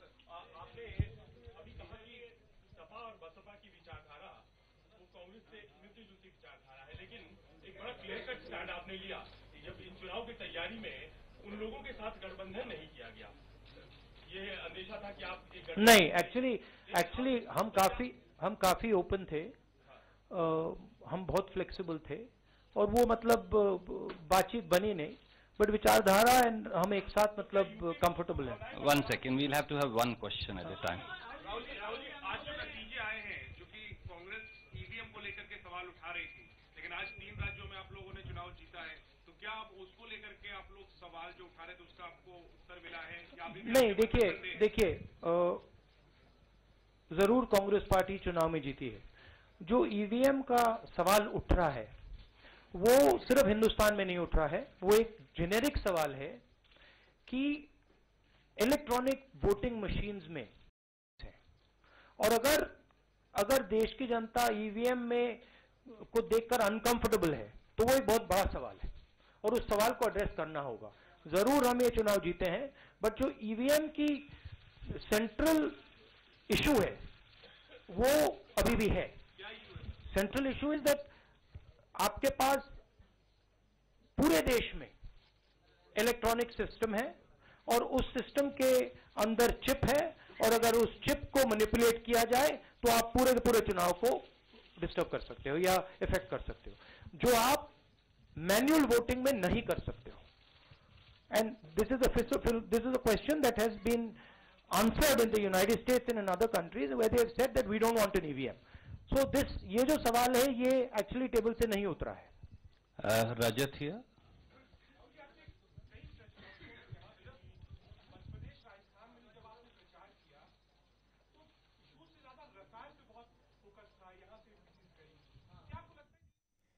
ಓಕೆ ವೀಕ್ಷಕರೇ, ಎಐಸಿಸಿ ಅಧ್ಯಕ್ಷ ರಾಹುಲ್ ಗಾಂಧಿ ಅವರ ಮಾತುಗಳನ್ನು ಕೂಡ ಗಮನಿಸಿದ್ರೆ ಹೃದಯಪೂರ್ವಕ ಧನ್ಯವಾದಗಳನ್ನು ಕಾಂಗ್ರೆಸ್ ಕಾರ್ಯಕರ್ತರಿಗೆ, ಕಾಂಗ್ರೆಸ್ನ ಪರವಾಗಿ ಕೆಲಸ ಮಾಡಿದಂಥವ್ರಿಗೆ ಮತ್ತು ಎಲ್ಲ ವೋಟರ್ಸ್ಗೂ ಕೂಡ ಅವರು ಧನ್ಯವಾದಗಳನ್ನ ಹೇಳ್ತಾ ಇದ್ದಾರೆ. ಮತ್ತು ಬೇರೆ ಅವರ ಕಾಂಗ್ರೆಸ್ನ ಬಿಟ್ಟು ಬೇರೆ ಎಲ್ಲೆಲ್ಲಿ ಗೆದ್ದಿದ್ದಾರೆ, ತೆಲಂಗಾಣ ಮತ್ತು ಮಿಜೋರಾಂನಲ್ಲಿ ಬೇರೆ ಯಾವ ಪಕ್ಷ ಗೆದ್ದಿದೆ ಅಲ್ಲಿಯೂ ಕೂಡ ಅವರು ಅಭಿನಂದನೆಗಳನ್ನು ಕೂಡ ಸಲ್ಲಿಸಿರೋದನ್ನು ನಾವು ನೋಡ್ತಾ ಇದ್ವಿ. ರೈತರು, ಯುವಕರು, ಸಾಮಾನ್ಯ ಜನತೆ, ಸಣ್ಣ ವ್ಯಾಪಾರಿಗಳಿಗೆ ಸಂಬಂಧಪಟ್ಟ ಹಾಗೆ ಮುಂದಿನ ದಿನಗಳಲ್ಲಿ ಏನೆಲ್ಲ ಮಾಡಬೇಕು ಅಥವಾ ಅವರ ಅಭಿವೃದ್ಧಿ ಪೂರ್ವಕವಾಗಿ ಆ ಒಂದು ದೊಡ್ಡ ಜವಾಬ್ದಾರಿ ಕೂಡ ನಮ್ಮ ಮೇಲಿದೆ ಅನ್ನೋ ಮಾತುಗಳನ್ನ ಹೇಳೋದನ್ನ ಮರೆತಿಲ್ಲ ಅದು ರಾಹುಲ್ ಗಾಂಧಿ. ಹಾಗಾದ್ರೆ ಇಲ್ಲಿ ಯಾಕೆ ವೈಫಲ್ಯ, ಯಾವ ವೈಫಲ್ಯಗಳು ಇಲ್ಲಿ ಕಾಡ್ತಾ ಇದ್ದಾವೆ? ಕಾಂಗ್ರೆಸ್ಗೂ ಕೂಡ ಜವಾಬ್ದಾರಿ ಜಾಸ್ತಿ ಇದೆ, ಬಿಜೆಪಿಗೂ ಕೂಡ ಜವಾಬ್ದಾರಿ ಜಾಸ್ತಿ ಆಗಿದೆ. ಆದರೆ ಪ್ರಮುಖವಾಗಿ ಸದ್ ಮಾಡ್ತಾ ಇರೋದು ಭಾರತೀಯ ಜನತಾ ಪಕ್ಷದ ಒಟ್ಟು NDA ನೇತೃತ್ವದ ಸರ್ಕಾರ, ಕೇಂದ್ರ ಸರ್ಕಾರ ಬಂದಾಗಿಂದ ಮೋದಿಯ ಮೇಲೆ ಬರುವಂತಹ ಒಂದಿಷ್ಟು ಆಪಾದನೆಗಳಿರ್ಬೋದು ಅಥವಾ ಅವರು ಗೆಲುವು ಅಂತ ಅಂದ್ಕೊಂಡಿರ್ಬೋದು, ಅವರ ಪ್ರಮುಖ ನಿರ್ಧಾರಗಳು, ಅದು ಕಪ್ಪು ಹಣ ತರ್ತೀನಿ ಅಂತ ಹೇಳಿದ್ದಾಗಿರಬಹುದು, ಮತ್ತು ನೋಟು ಅಮಾನ್ಯೀಕರಣ ಇರಬಹುದು, ಮತ್ತು GST, ಅಂದ್ರೆ ಅದಿನ್ನೂ ಅಂತಹ ಒಂದು ಲಾಜಿಕಲ್ ಎಂಡ್ಗೆ ತೆಗೆದುಕೊಂಡು ಹೋಗಿಲ್ಲ. ಅಲ್ಲಿ ಇನ್ನೂ ಬರೀ ಅದು ಡಿಬೇಟಬಲ್ ಅಂಶ ಅಂತ ಕಂಡು ಬರ್ತಾ ಇದೆ.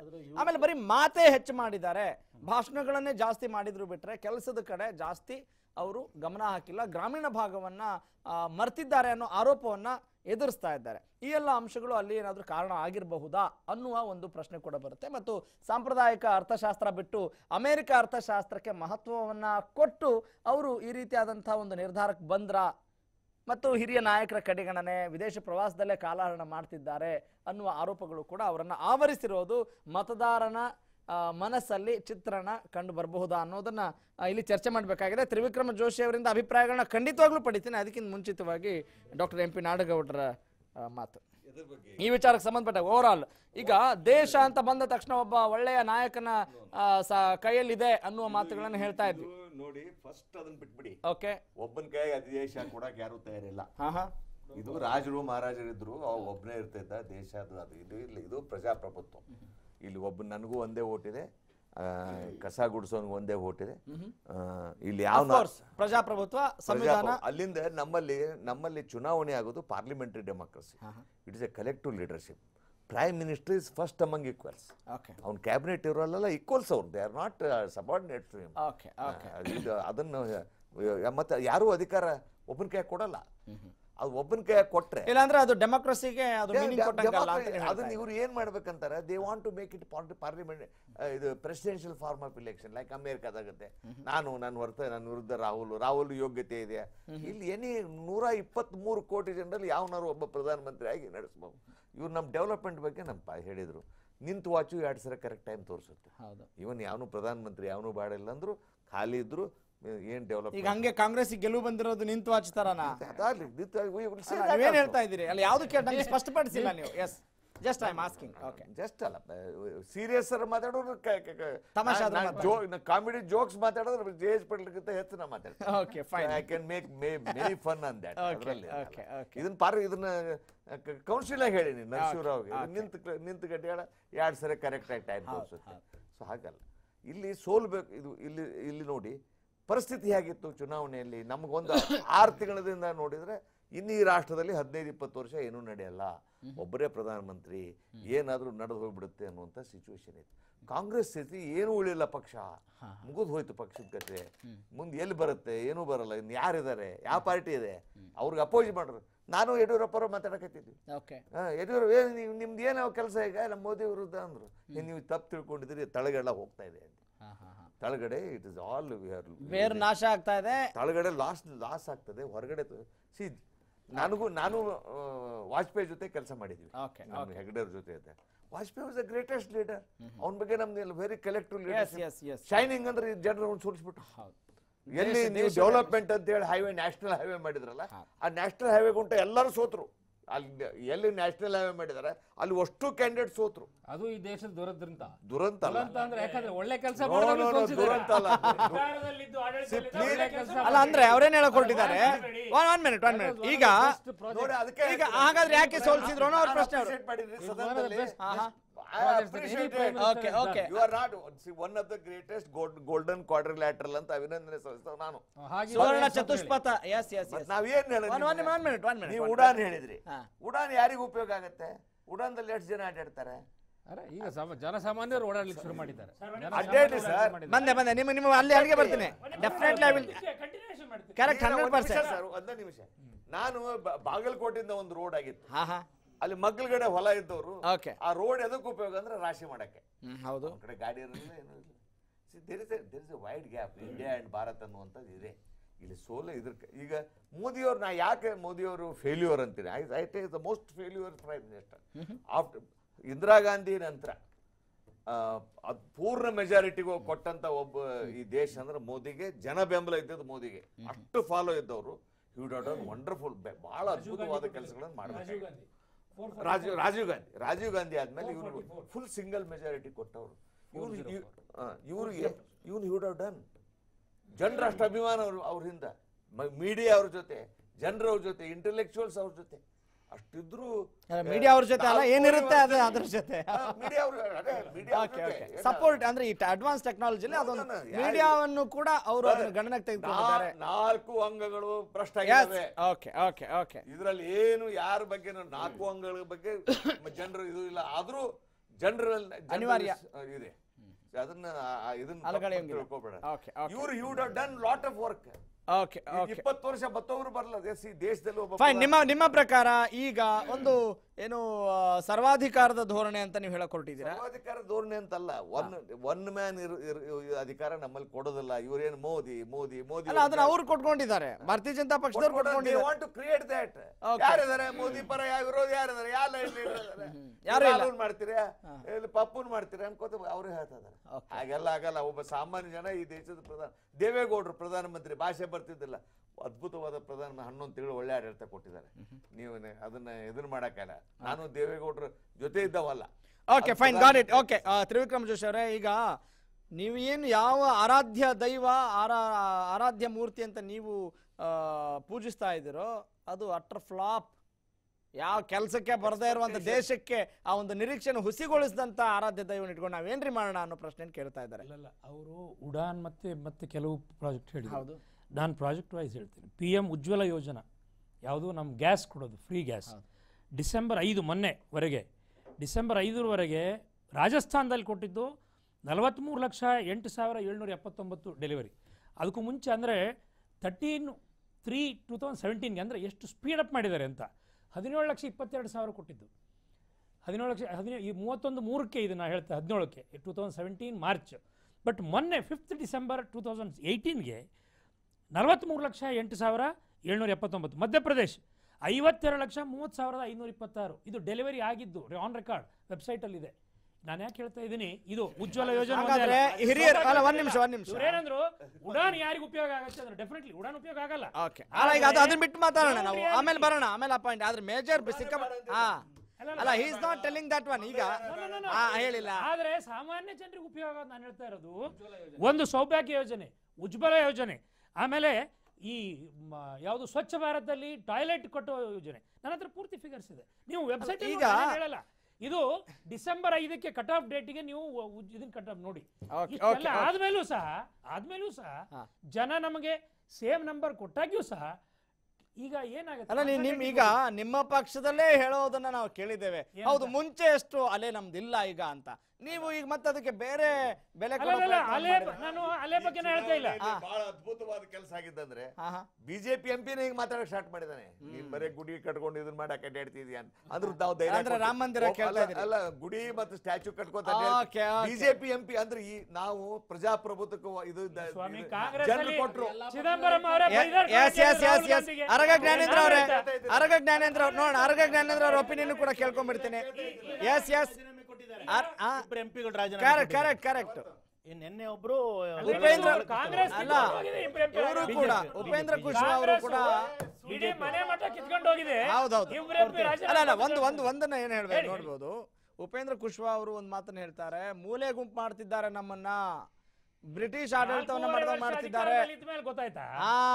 ಮತ್ತೆ ಅದ್ರ ತಾಳ್ಮೆ ಆರಂಭದಲ್ಲಿ ಹೆಂಗ್ ಗೊತ್ತಾಗತ್ತೆ ಹೇಳಿ? ಒಂದ್ ನಿಮಿಷ 4 ವರ್ಷ ಬೇರೆ ಏನ್ ಕಾರಣ ಅನುಭವಿಸಿದ ಮೇಲೆ ಓಕೆ ನೋಡೋಣ. ಅವ್ರ ಟಾರ್ಗೆಟ್ ಇರೋದು ನಿತೀಶ್ ಕುಮಾರ್ ಅಲ್ಲಿ. ಬಿಹಾರ ರಾಜಕಾರಣ ಅದು. ಕರೆಕ್ಟ್. ನಿತೀಶ್ ಕುಮಾರ್ ನಿಮ್ ಪ್ರಕಾರ ಏನು ಅಧಿಕಾರದಲ್ಲಿ ಇರೋವರೆಗೂ ಇದ್ದು ಬಿಟ್ಟು ಕೊನೆವರೆಗೂ ಇದ್ರು. ಇನ್ನು ಈಗ ಒಂದಿದೆ. ಎಸ್ ಅರಗ ಜ್ಞಾನೇಂದ್ರ ಅವರ ಒಪಿನಿಯನ್ ಕೂಡ ಕೇಳ್ಕೊಂಬೋಣ. ಎಸ್ ಅರಗ ಜ್ಞಾನೇಂದ್ರ ಅವರೇ, ಈಗ ಒಬ್ಬ ವ್ಯಕ್ತಿತ್ವ ಪೂಜೆ ಅಂದ್ರೆ ಒಬ್ಬ ವ್ಯಕ್ತಿ ಪೂಜೆ ಮಾಡಿಕೊಂಡು ನೀವು ಭಾರತವನ್ನ ಕೊಟ್ಟಿದ್ದೀರಲ್ಲ, ಇದು ಎಷ್ಟರ ಮಟ್ಟಿಗೆ ಸರಿ ಅನ್ನೋ ಪ್ರಶ್ನೆನ ಡಾಕ್ಟರ್ MP ನಾಡಗೌಡರು ಹೇಳ್ತಾ ಇದ್ದಾರೆ ಮೋದಿ ವಿಚಾರಕ್ಕೆ ಸಂಬಂಧಪಟ್ಟ ಹಾಗೆ. ಇಲ್ಲಿ ಬಿಜೆಪಿಯ ನಾವು ಯಾರು ಕೂಡ ವ್ಯಕ್ತಿ ಪೂಜೆಯನ್ನ ಮಾಡಲಿಲ್ಲ. ಒಬ್ಬ ಯೋಗ್ಯ ನಡವಳಿಕೆಯ ಅಪರೂಪದ ಒಬ್ಬ ನಾಯಕ ಅನ್ನುವಂಥದ್ದು ಅವರ ನಡವಳಿಕೆಯಿಂದ ಬಿಂಬಿತ ಆಗಿದೆ. ಕೇವಲ ಬಿಜೆಪಿಯವರಿಗೆ ಆ ರೀತಿ ಅನಿಸ್ಲಿಲ್ಲ, ಇಡೀ ದೇಶದ ಜನಕ್ಕೆ ಅನಿಸಿದೆ.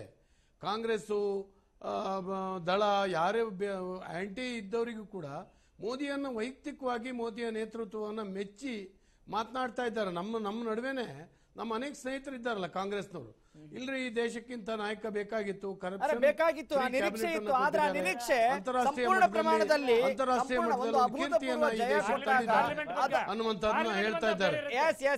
ಪಾರ್ಲಿಮೆಂಟ್ ಕರೆಕ್ಟ್ ಅಣ್ಣ, ನೀವ್ ಹೇಳಿ. ಈಗ ಮೋದಿಯವರ ಆಡಳಿತದ ವೈಖರಿ ಆಗ್ಲಿ ಯಾವುದು ಕೂಡ ಚರ್ಚೆ ಆಗ್ಲಿಲ್ಲ ಕಳೆದ ವಿಧಾನಸಭೆಯ ಚುನಾವಣೆಯಲ್ಲಿ 5 ರಾಜ್ಯಗಳಲ್ಲಿ. ಹಾಗಾದ್ರೆ ಕಾಂಗ್ರೆಸ್ ಅಧಿಕಾರದಲ್ಲಿ ಇದ್ದಿದ್ದು ಮಿಜೋರಾಂನಲ್ಲಿ ಹೆಂಗೆ ಕಳ್ಕೊಂತು? 20 ವರ್ಷದಿಂದ. ಅಥವಾ ಎಷ್ಟು ಮುಂದೆ ಬಂದಿದ್ದಾರೆ ಇವರು? ರಾಜಸ್ಥಾನದಲ್ಲೇ ಇರ್ಬೋದು, ಮಧ್ಯಪ್ರದೇಶದಲ್ಲಿ ಎಷ್ಟು ಸೀಟ್ ಮುಂದೆ ಹೋಗಿದ್ದಾರೆ. ಇವರು ಈ ರೀತಿ ಬೀಗುವಂತ ಅವಶ್ಯಕತೆ ಇಲ್ಲ. ಆಡಳಿತ ವಿರೋಧಿ ಅಲೆ ಸ್ವಲ್ಪ ಮಟ್ಟಿಗೆ ಕೆಲವು 1-2% ವೋಟ್ ವ್ಯತ್ಯಾಸ ಆದಾಗ ಇದೆಲ್ಲವೂ ಕೂಡ ಆಗ್ತದೆ. 125 ವರ್ಷ ದೇಶ ಆಳಿ ಕಾಂಗ್ರೆಸ್ ಯಾವ ಮೂಲಿಗೆ ಸರಿತು ಹೇಳಿ, ಯಾವ ಸಮುದ್ರಕ್ಕೆ ಎಸ್ತಿದ್ದಾರೆ ಆ ಪಕ್ಷವನ್ನ. ಇವತ್ತು ನೋಡಿದ್ರೆ ಅವರು ಈಗ ಈ ರೀತಿ ಬೀಗುವಂತ ಅವಶ್ಯಕತೆನೇ ಇಲ್ಲ. ಅವರು ಅವರ ಸಾಮರ್ಥ್ಯವನ್ನ, ಅವರ ಆತ್ಮಾವಲೋಕನವನ್ನ ಇವತ್ತು ಮಾಡ್ಕೊಳ್ಬೇಕಾಗ್ತದೆ. ಇಡೀ ದೇಶದಲ್ಲಿ ಅವರನ್ನ ಗುಡಿಸಿ ಹಸ್ತಿದ್ದಾರೆ. ಮೋದಿ ಅಂತ ನಾಯಕತ್ವ ಇವತ್ತು ಇವರು 70 ವರ್ಷ ಮಾಡ್ಲಿಕ್ಕೆ ಆಗದೆ ಇರುವಂತಹದ್ನ ಮೋದಿ 4 ವರ್ಷದಲ್ಲಿ ಮಾಡಬೇಕು, 3 ವರ್ಷದಲ್ಲಿ ಮಾಡಬೇಕು. 3 ರಾಜ್ಯ ನಾವು ತಗೊಂತಾ ಇದೀವಿ. ಭಾರತೀಯ ಜನತಾ ಪಾರ್ಟಿ ಇವತ್ತು ಆತ್ಮಾವಲೋಕನ ಮಾಡ್ಕೋಬೇಕು. GST ಅಲ್ಲಿ ಬಂದಿತ್ತು, ರಾಮ ಮಂದಿರ ಅಯೋಧ್ಯೆಯಲ್ಲಿ ಮಧ್ಯಪ್ರದೇಶ ದಕ್ಷಿಣ ಭಾರತ ಅಯ್ಯಪ್ಪ ನೋಡಿ, ಗಂಗಾ ನದಿ ಸ್ವಚ್ಛ ಭಾರತ್, ಗಂಗಾ ನದಿ ಸ್ವಚ್ಛ ಎಲ್ಲಿ ಮಾಡಿದ್ರು, ರೈತರ ಸಮಸ್ಯೆ ಎಲ್ಲಿ ಬಗೆಹರಿಸಿದ್ರು, ಉದ್ಯೋಗ ಎಲ್ಲಿ ಕೊಟ್ರು, skill India, startup India, smart India.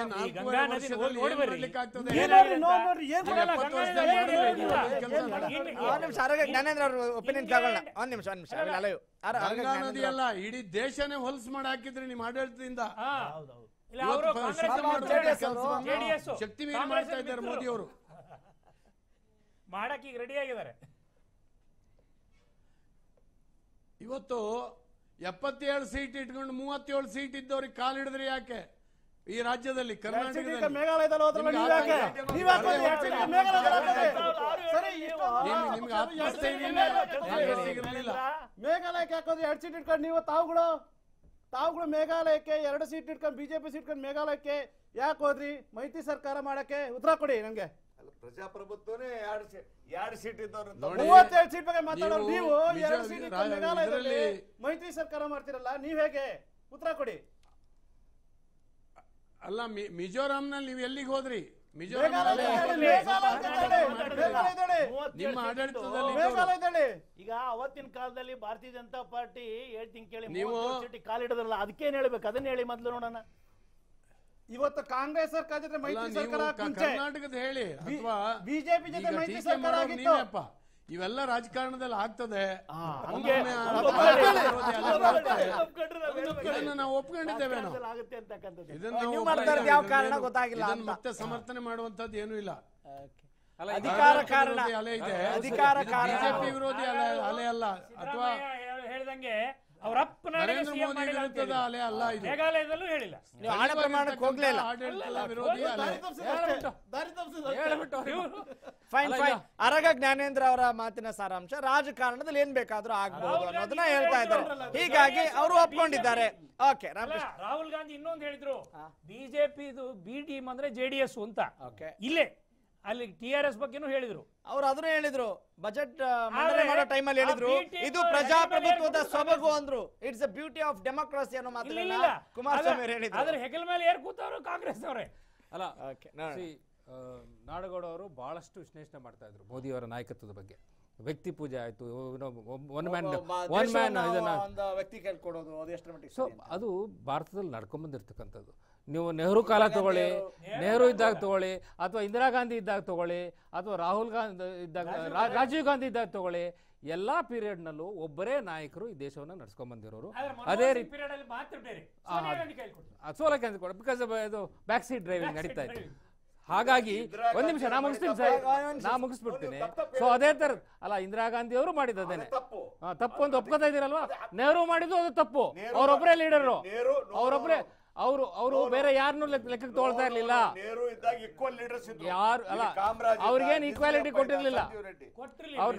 ಅಲ್ಲ ಸ್ವಾಮಿ, ಅವರು ಸುಭಾಷ್ ಚಂದ್ರ ಬೋಸ್ನ ಆಚೆ ಇಡ್ಲಿಕ್ಕೆ ಎಷ್ಟೆಲ್ಲ ಪ್ರಯತ್ನ ಪಟ್ಟರು ಈ ದೇಶದ ರೆಕಾರ್ಡ್ ಅಲ್ಲಿ ಇದೆ. ಸರ್ದಾರ್ ಪಟೇಲ್ ನೆಹರು ದೊಡ್ಡ ನಾಯಕನ ತರ ಮಾಡಿ ಕೂರಿಸ್ಬೇಡಿ ಈ ದೇಶದಲ್ಲಿ. ಗೊತ್ತಿರ್ತಕ್ಕಂಥ ದೊಡ್ಡ ನಾಯಕ ಎಲ್ಲ ಮಾಡಿದ್ದು. ಸೊ ಅದೇ ರೀತಿ ಇವತ್ತು ಮೋದಿ ಕೂಡ ಅದನ್ನೇ ಫಾಲೋ ಮಾಡ್ಲಿಕ್ಕೆ ಹೊರಟಿದ್ದಾರೆ. ಅಲ್ಲ, ಬೇರೆ ಯಾವ ನಾಯಕರಲ್ಲಿ ಬಹುಶಃ ಈಗ ಬೇರೆ ಯಾವ ನಾಯಕರನ್ನು ಬೆಳೆಸ್ತಾ ಇದ್ದಾರೆ ಅನ್ನೋದು ಒಂದು ಪ್ರಶ್ನೆ. ಯಾರು ಈಗಿನ ಕಾಲದಲ್ಲಿ ಮೋದಿ ಅವರ ಜೊತೆ ಇನ್ನು ಅದೇ ರೀತಿಯಾದಂತ ವರ್ಚಸ್ಸಿರೋರು ಬರೀ ಮೋದಿ ಅಂತ ಹಿಡ್ಕೊಂಡ್ಬಿಟ್ರೆ ಏನ್ ಕತೆ? ಈ ಕಾಂಗ್ರೆಸ್ ಅಲ್ಲಾದ್ರೆ ನಾಯಕರ ಸಂಖ್ಯೆ ಜಾಸ್ತಿ, ಅದರಲ್ಲಿ ಪ್ರಾಬ್ಲಮ್ ಹೌದು, ಸೊಲ್ಯೂಷನ್ ಹೌದು. ಅದೊಂದ್ರೆ ವಿಚಿತ್ರವಾದಂತ ಪ್ರಸಂಗ ಅಲ್ಲಿ. ಅಲ್ಲ, ಬಹುಶಃ ಈಗ ಇನ್ನೊಂದು 4-5 ತಿಂಗಳು ಇರೋದ್ರಿಂದ ಒಂದು ಕಲೆಕ್ಟಿವ್ ಲೀಡರ್ಶಿಪ್ ಬಗ್ಗೆ ಯೋಚನೆ ಮಾಡಬೇಕು. ಬಿಜೆಪಿ ಡೆಫಿನೆಟ್ಲಿ ಯೋಚನೆ ಮಾಡಬೇಕು. ಸ್ಟೇಟ್ ಲೆವೆಲ್ ಲೀಡರ್ಸ್ ಅನ್ನ ಅವರು ನೆಗ್ಲೆಕ್ಟ್ ಮಾಡಿದ್ದಾರೆ, ಅದನ್ನ ಖಂಡಿತ ಕಲ್ತ್ಕೊಳ್ಬೇಕು. ಎರಡನೇದಾಗಿ ಕಾಂಗ್ರೆಸ್ ಮುಕ್ತ ಭಾರತ ಅಂತ ಏನು ಮಾಡ್ಲಿಕ್ಕೆ ಹೊರಟಿದ್ರು, ಅದೇ ಒಂದು ಇಂಡಿಯಾ ಶೈನಿಂಗ್ ಏನು ಮಾಡಿದ್ರು, ಅದಕ್ಕೆ ಪ್ಯಾರಲಲ್ ಆದಂತ ಒಂದು ಇದು ನೆರೆಟಿವ್, ಅದನ್ನ ಜನ ಒಪ್ಕೊಳ್ಳಿಕ್ಕೆ ತಯಾರಿಲ್ಲ ಅನ್ನೋದನ್ನ ಒಪ್ಕೊಳ್ಬೇಕು. ಈಗ ಅದಕ್ಕಿಂತ ಮುಂಚಿತವಾಗಿ ನೀವು 2018 ಇತ್ತೀಚೆಗೆ ನಡೆದಂತ ನಮ್ಮ ರಾಜ್ಯದ ವಿಧಾನಸಭಾ ಚುನಾವಣೆಯಲ್ಲಿ ಈಗ ಮೋದಿ ಬಂದು ಎಲ್ಲ ಅಲೆ ಚೇಂಜ್ ಮಾಡಿದ್ರು. ಹಾಗಾದ್ರೆ ನೀವು ಮೋದಿನ ಯಾಕೆ ಕರೆಸ್ತಿದ್ರಿ? ಯಾಕೆ ಅಷ್ಟೊಂದು ರ್ಯಾಲಿಗಳನ್ನ ಮಾಡಿಸ್ತಾ ಇದ್ರಿ? ಹಾಗಾದ್ರೆ ಅಲ್ಲಲ್ಲ, ನೀವು ಪಾರ್ಲಿಮೆಂಟ್ ಎಲೆಕ್ಷನ್ ಬೇರೆ ಆಗುತ್ತೆ, ಸ್ಟೇಟ್ ಎಲೆಕ್ಷನ್ ಬೇರೆ ಆಗುತ್ತೆ, ಅಸೆಂಬ್ಲಿ ಎಲೆಕ್ಷನ್ ಬೇರೆ ಆಗುತ್ತೆ ಅಂತ ಹೇಳೋರು ಮೋದಿಗೆ ಯಾಕೆ ಅಷ್ಟೊಂದು ಇಂಪಾರ್ಟೆನ್ಸ್ ಕೊಟ್ಕೊಂಡು ಬರ್ತಿದ್ರಿ? ಅಲ್ಲಲ್ಲ, ಅದು ಕೌಂಟ್ ಆಗಲ್ವಾ? ಅಲ್ಲಲ್ಲ, ಇಲ್ಲಿ ಯಡಿಯೂರಪ್ಪನ ಸ್ಟಾರ್ ಕ್ಯಾಂಪೇನ್ ಅದೇ.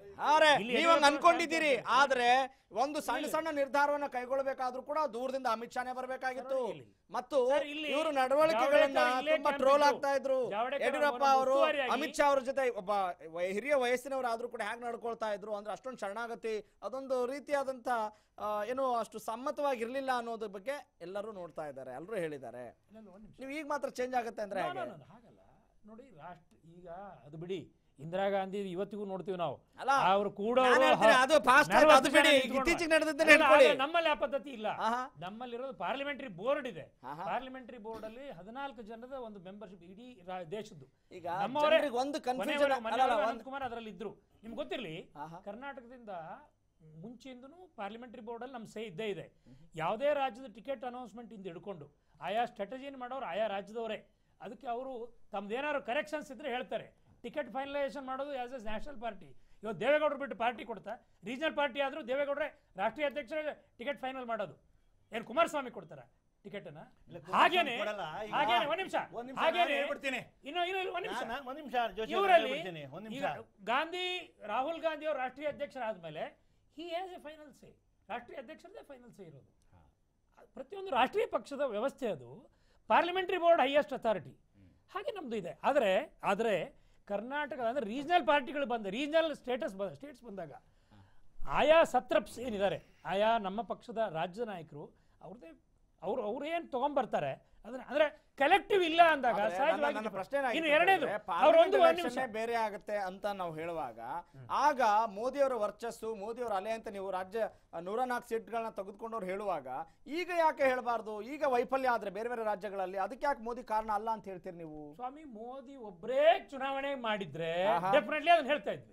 ಇಲ್ಲಿ ನಡೆದಿದ್ದು ಮೋದಿ ಅವ್ರ ವೋಟಿಂಗ್ ಅಲ್ಲ, ಮೋದಿ ಅವರನ್ನ ನಿರ್ಣಯ ಮಾಡ್ತಾ. ಹಾಗಾದ್ರೆ ನಿಮ್ಮಲ್ಲಿ ಅತಿಯಾದ ಆತ್ಮವಿಶ್ವಾಸ, ನಿಮಗೆ ಅತಿಯಾದ ಆತ್ಮವಿಶ್ವಾಸ ಈ ಬಾರಿ ಕೈ ಕೊಡ್ತಾ? ಲೋಕಸಭೆಯಲ್ಲಿ ಒಂದ್ ನಿಮಿಷ, ಲೋಕಸಭೆ ಚುನಾವಣೆ ಬರ್ಲಿ, ಲೋಕಸಭೆ ಚುನಾವಣೆ ತಲೆ ಮೇಲೆ ಒಂದ್ ನಿಮಿಷ. ಈಗ ಅತಿಯಾದ ಆತ್ಮವಿಶ್ವಾಸ ಇತ್ತು ಅಂತ ಯಾಕೆ ಒಪ್ಕೊಳ್ಳಲ್ಲ? ಅತಿಯಾದ ವಿಶ್ವಾಸ ಇತ್ತು ಸ್ವಾಮಿ, 15 ವರ್ಷ ಆಳಿದೀವಿ, ವಿಶ್ವಾಸ ಇತ್ತು, ಆತ್ಮವಿಶ್ವಾಸ. ಅತಿಯಾದ ಅನ್ನೋ ಪ್ರಶ್ನೆ ಇದಲ್ಲ. 111 111 ಕಾಂಗ್ರೆಸ್ ಇವತ್ತು ಮಧ್ಯಪ್ರದೇಶದಲ್ಲಿ ಇನ್ನೂ ನಿರ್ಣಯ ಆಗಿಲ್ಲ. ನೀವು ನಿರ್ಣಯವನ್ನ ಒಂದ್ ನಿಮಿಷ, 111 ಇದ್ರು ಕೂಡ ಸರ್ ಅಲ್ಲಿ ಎಷ್ಟು ಸೀಟ್ ಕಳ್ಕೊಂಡಿದ್ದಾರೆ ಅದ್ರ ಬಗ್ಗೆ ಹಾಗಾದ್ರೆ ನೀವು ಪಡ್ಕೊಂಡೇ ಇಲ್ಲಲ್ಲ. ನೀವು ರಾಜಸ್ಥಾನದಲ್ಲಿ ಎಲ್ಲಿ ಪಡ್ಕೊಂಡಿದ್ದೀರಿ? ನೀವು ಇನ್ನೂ ಸರ್ಕಾರ ಪಡ್ಕೊಂಡಿಲ್ಲ.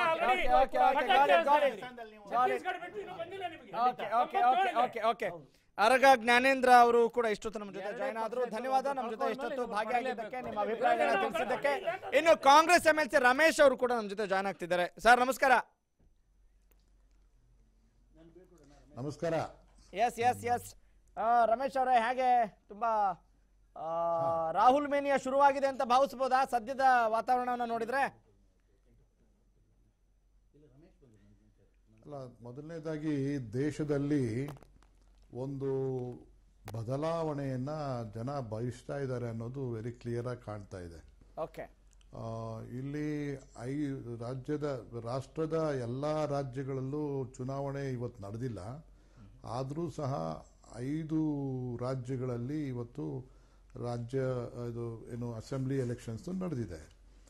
ಇವತ್ತು ಈ ಎಲೆಕ್ಷನ್ಸು ಔಟ್ಕಮ್ ಬಹಳ ನಿರ್ದಿಷ್ಟವಾಗಿ ಒಂದು ದಿಕ್ಕನ್ನ ತೋರಿಸ್ತಾ ಇದೆ. ಏನಪ್ಪ ಅಂದರೆ, BJPಯನ್ನ ಸ್ವಲ್ಪ ಹೊರಗಿಡೋಣ ಅನ್ನೋದು ಜನ ಎಲ್ಲೋ ಒಂದು ಕಡೆ ಮನಸ್ಸು ಮಾಡಿದ್ದಾರೆ.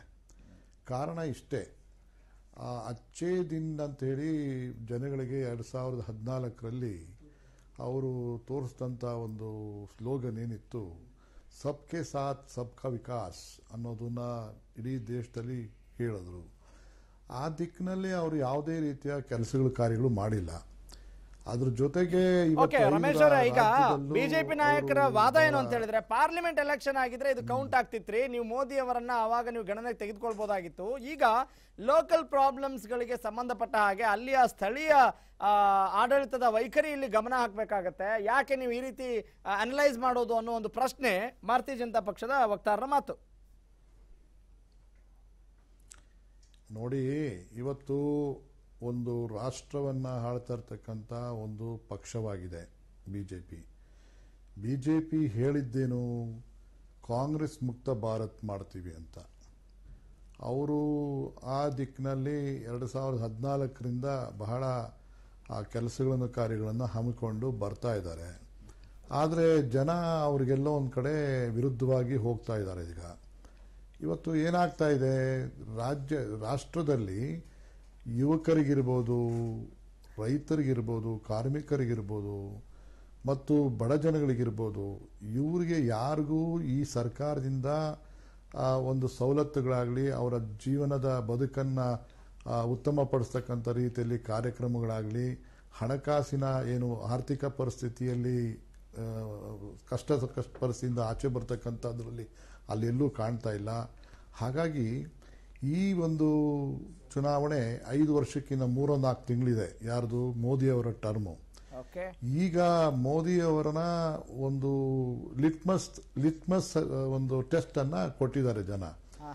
ಇವತ್ತು ಆ ಜನ ಇವತ್ತು 4-5 ರಾಜ್ಯಗಳಲ್ಲಿ ಬಿಜೆಪಿಗೆ ಯಾವುದೇ ರೀತಿಯ ಒಂದು ಬೆಂಬಲವನ್ನ ಕೊಡದೇ ರೀತಿಯಲ್ಲಿ ಇವತ್ತು ಆಗಿರ್ತಕ್ಕಂಥದ್ದು ನಾವು ನೋಡ್ತಾ ಇದ್ದೇವೆ.